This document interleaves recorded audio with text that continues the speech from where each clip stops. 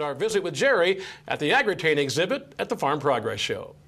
2010 has been a very poor year for corn from a weather standpoint because we've had excess water in the profile and since planting. We've had very intense storms that have ended up with a lot of wind damage. They've shredded the upper leaves. They basically reduced the leaf area, and anytime we reduce leaf area, it really limits the photosynthetic capacity of that plant. Well, once we begin to do that, yield becomes limited. But one of the things we began to discover is that as we can supply more nitrogen to that plant later during the grain filling period, it basically translates into yield. An example of this is what we've seen in terms of our ears of corn. This one is urea, in which all the nitrogen was available early in the season, and then this one was Super U, in which the nitrogen actually becomes available during the grain filling period. You can see there's a major difference in size. You don't have the tip back, which is indicative of lack of nitrogen during grain filling. So all of these things contribute to our understanding of just how beneficial it is to have that extra nitrogen available to that plant, particularly in years in which there's added stress put on that plant, either to excess rain, wind damage, anything that might influence that. So all of these things contribute to help improve our yield stability over time.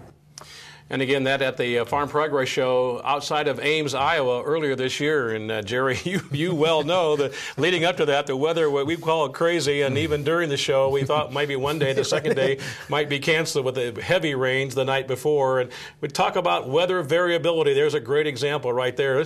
I want to have you spend some time with viewers and talk a little bit about weather variability, the volatility and the changes that we saw this year and the effects on some of the yields.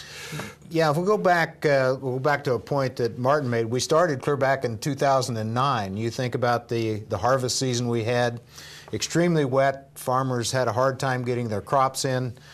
Some of them didn't get their corn harvested until this spring. You know, and talked about planting 400-day corn. You know, and then we just came into the spring and we thought everything was just going to be great because April during the planting season was fantastic. We planted a lot of corn very quickly, and then we suddenly shifted back again. We went from an excellent season to above normal rainfall. We had areas in which we had excess rainfall. We had areas that had less than normal rainfall. We had another condition in which we had extremely high temperatures during the summer. And so these plants are subjected to a combination of events. They have excess water, they have too little water, they have excess heat, and actually we see the same kind of occurrences in many different places to the other extreme in which we had very dry conditions across the southern part of the United States, the East Coast.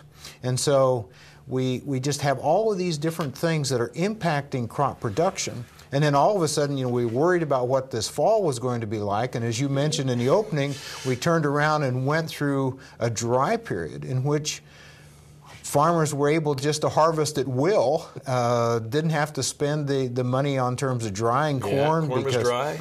Corn was dry, beans were dry. A lot of their tillage operations are already done this fall.